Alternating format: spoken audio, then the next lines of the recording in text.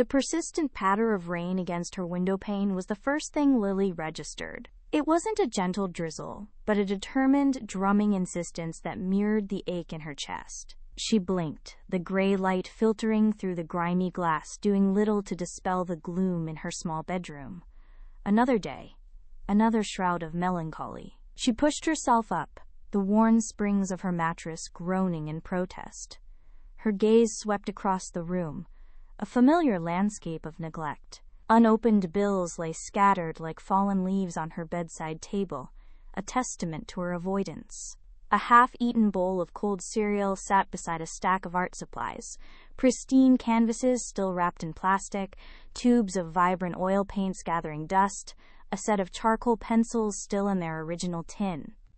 They were relics of a forgotten ambition, promises she'd made to herself and then broken, time and again. The irony wasn't lost on her. Her life felt like an empty canvas, waiting for a brushstroke that never came. A sharp pang of longing sliced through her. She remembered the scent of turpentine and old paper, the warmth of her grandmother's hand guiding her own small fingers across a page. Grandma Elsie, with her laugh like wind chimes and eyes that held the wisdom of the world. "See the beauty, Lilybug," she'd always said, her voice raspy from years of cigarettes and storytelling. Even in the darkest corners there's a splash of color waiting to be found. They would spend hours together in Elsie's tiny sunroom, surrounded by half-finished landscapes and portraits of neighborhood cats. Grandma would sketch rapid, confident lines, her silver hair falling into her eyes, while Lily meticulously colored within the lines, her tongue often poking out in concentration. Those were the days before the illness, before the slow fade, before the silence that now filled the space Elsie had once occupied. The silence felt particularly deafening on days like this, with the rain weeping outside. Lily dragged herself out of bed, the chill of the unheated apartment seeping into her bones. Her reflection in the smudged mirror showed tired eyes and hair that had seen better days. She felt a familiar wave of self-pity wash over her, threatening to pull her under. She grabbed a tattered old cardigan, its wool scratchy against her skin, and padded into the kitchen. The sink was piled high with dishes, a monument to her recent culinary adventures, mostly instant noodles and toast. Her eyes landed on a small, framed photo on the counter. Elsie, beaming, holding a surprisingly detailed charcoal drawing of a sunflower, a gift Lily had made for her 10th birthday. A faint, almost forgotten whisper echoed in her mind, a memory of Elsie's voice, strong and clear, from one of their last conversations. "You are not alone, Lilybug. Never forget that." The words, though ancient, still carried a faint warmth, a flicker against the encroaching cold. The blue light of her phone was a cold comfort, illuminating the dark corners of Lily's small apartment. Each tap and scroll was a journey further into a world she no longer recognized as her own. There was Sarah, beaming on a sun-drenched beach, cocktail in hand, the caption reading, "Living my best life."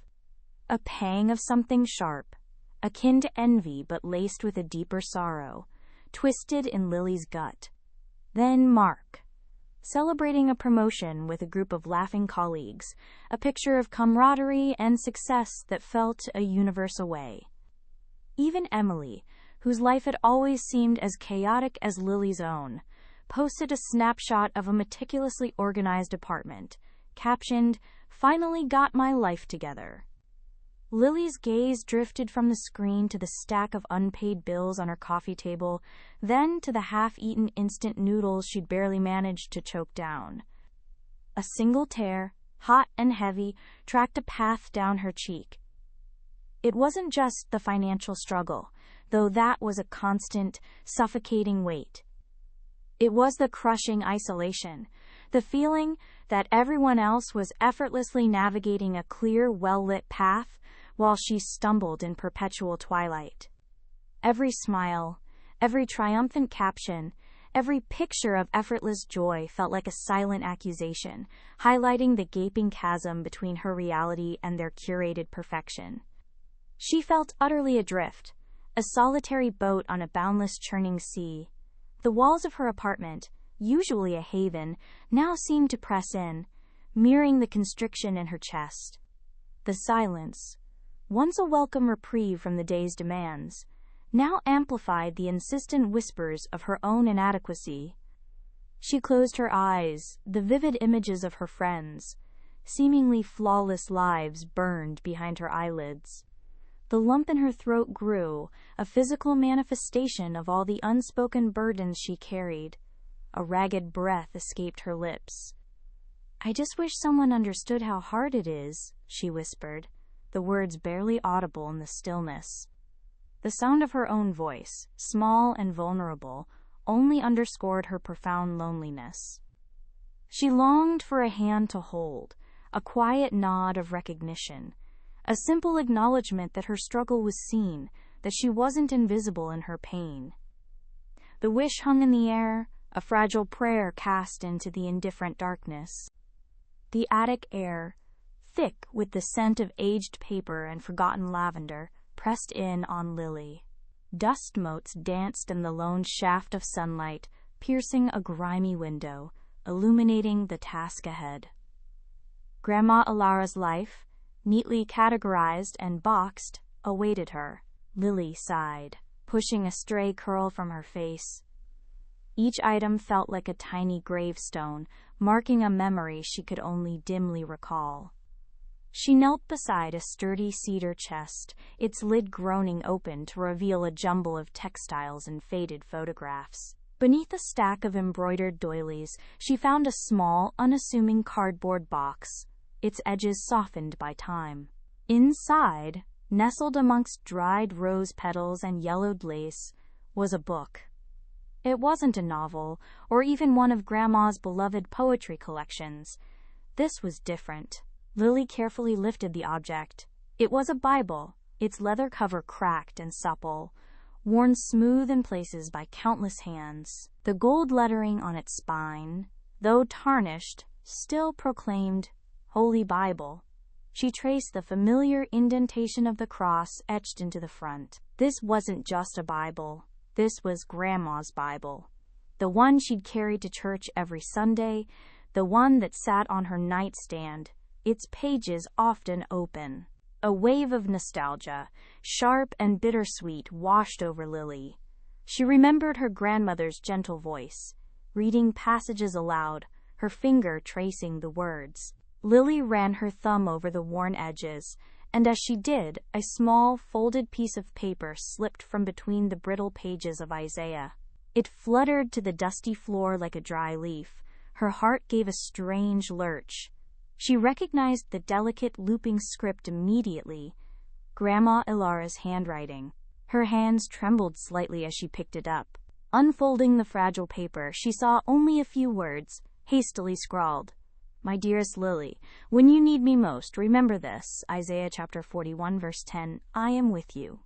A tear, unbidden, tracked a path through the dust on her cheek.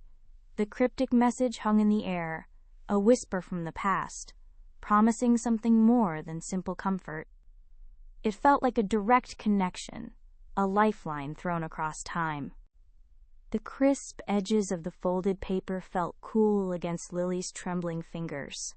She'd found it tucked beneath the loose floorboard in her grandmother's old writing desk, a spot Nana had always sworn was for secret thoughts and important snacks. Now, it held something infinitely more precious. Unfurling the aged parchment, Lily's eyes, still red-rimmed from unshed tears, scanned the familiar, elegant script. Nana's handwriting, a series of graceful loops and confident flourishes, was instantly recognizable. The note was short, a simple message scrawled in faded ink. Lily's gaze landed on the central passage, a verse she'd heard countless times in church, yet never truly absorbed until this moment. "Fear not, for I am with you. Be not dismayed, for I am your God. I will strengthen you. I will help you. I will uphold you with my righteous right hand." Isaiah chapter 41, verse 10. A shiver traced its way down Lily's spine, not of cold, but of something akin to recognition. a whisper from a distant memory. She read the words again, slowly, letting each phrase sink into the desolate corners of her heart. Fear not, I am with you, I will strengthen you. It was as if Nana's voice, soft and reassuring, spoke directly to her, bridging the chasm of grief. The world outside the small study, with its muted afternoon light and the distant hum of traffic, seemed to recede. Below the verse, Nana had added a personal touch, a final, poignant reassurance. I am always with you, and so is God. A profound warmth bloomed within Lily's chest, spreading outwards like ripples in a still pond. It wasn't the sudden burst of sunshine after a storm, but a gentle, persistent glow pushing back against the encroaching shadows of her sadness. It felt like a small, steady flame kindling inside her, chasing away the chill of loneliness. The tightness in her throat began to ease, and a fragile sense of peace settled over her. The words weren't just ink on paper. They were a lifeline, a promise delivered across time, a comforting hand reaching out from beyond. For the first time in what felt like an eternity, Lily felt a flicker of hope, a quiet knowing that she wasn't entirely alone. The crisp paper, with its bold, simple message, I am with you, still rested on her bedside table. Lily traced the letters with a hesitant finger, a tiny flicker of warmth spreading through her chest. It wasn't a solution, not a magic fix for the gnawing emptiness, but it was something, a whisper in the quiet. The next morning, the sky wept. Fat, gray drops splattered against her window, mirroring the dull ache in her own heart. Yet, as she bundled herself for her walk to the cafe, a sliver of light pierced the clouds.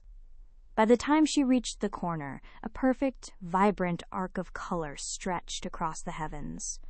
A rainbow. Not just any rainbow, but one so vivid it seemed painted just for her. She stopped, coffee order forgotten for a moment, simply staring.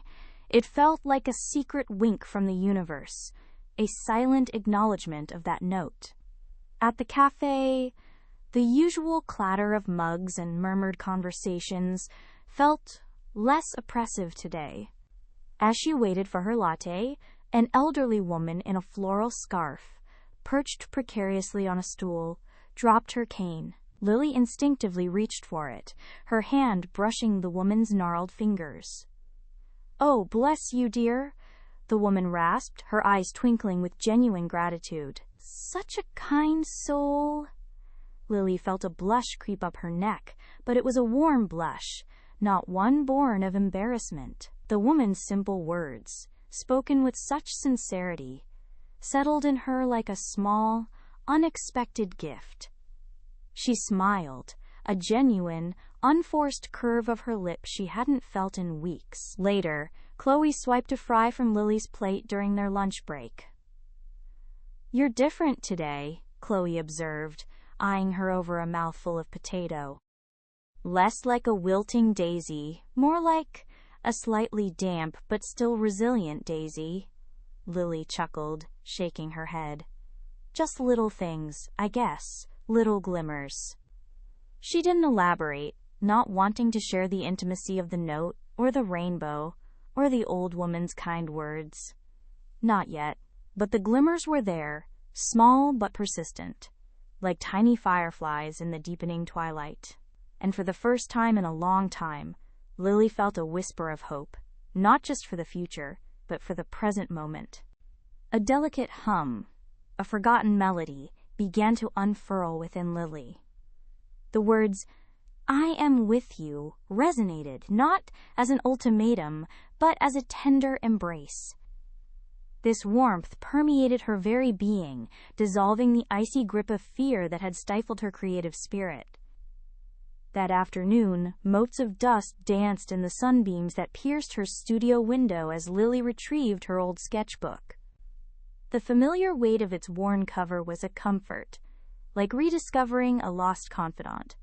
She forewent planning, ignoring the urge to sketch outlines. Instead, her charcoal stick moved with an almost instinctual fervor across the page. Her initial marks were tentative, fragile lines mirroring the nascent hope stirring inside her. But as the afternoon waned and the sun dipped, painting the sky in fiery hues of tangerine and violet, her movements gained confidence. She depicted the oppressive burden she'd carried, a nebulous, shadowy mass, yet, cleaving it, a singular, luminous ray of light, almost defiant in its brilliance. She rendered a figure, small and hunched, its gaze fixed not on the encroaching darkness, but on that solitary gleam. Each stroke was a liberation, a silent communion with her innermost self. Later that week, a novel kind of bravery stirred. Lily, who had always cloaked her art in secrecy, felt an unfamiliar impetus to share. Her fingers trembled as she established an account on a fledgling art-sharing platform, a digital gallery where anonymity offered a peculiar freedom. She uploaded her inaugural piece, The Shadow Bisected by Light. Her caption was simple, "Finding the Dawn." The following day, she posted another, a more intricate creation portraying tendrils of ivy pushing through fractured pavement, resilient and verdant. Growth, she christened it.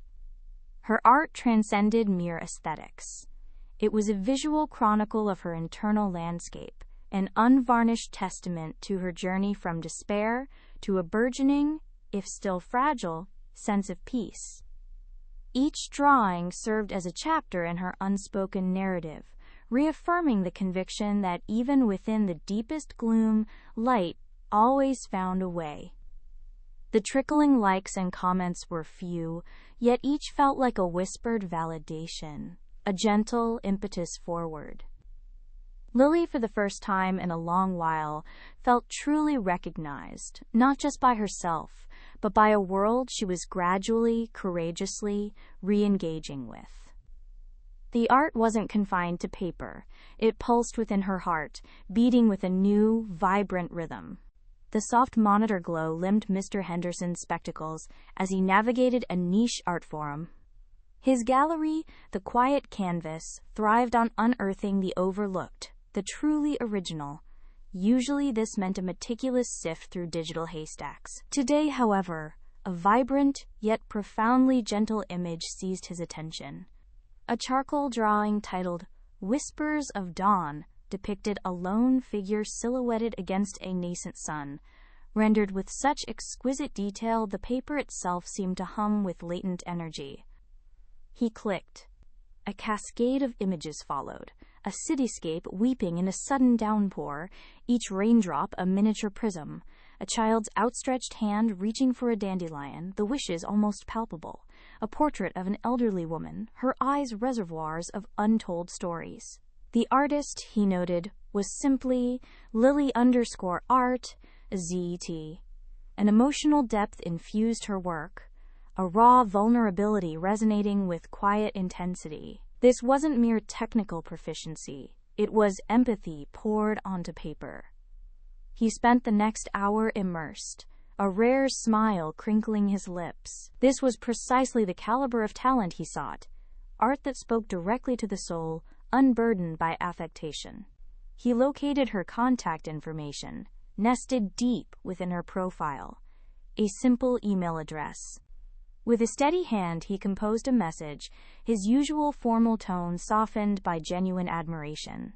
He introduced himself, mentioned The Quiet Canvas, and, without preamble, extended an offer for a solo exhibition. Lily hunched over her kitchen table, sketching a particularly stubborn shadow cast by her potted basil, when her phone chirped. A new email. She nearly dismissed it, assuming another online store promotion. But the sender, Arthur Henderson, The Quiet Canvas Gallery, gave her pause. Galleries didn't email her. Her heart performed an odd flutter as she opened it. The words initially blurred, profoundly moved, unique vision, opportunity to display your remarkable talent. She reread it then again. Mr. Henderson wasn't just complimenting her work, he was offering a show. A real, tangible show. Her charcoal stick clattered to the table, leaving a dark streak. A wave of disbelief, followed by a dizzying surge of hope, washed over her.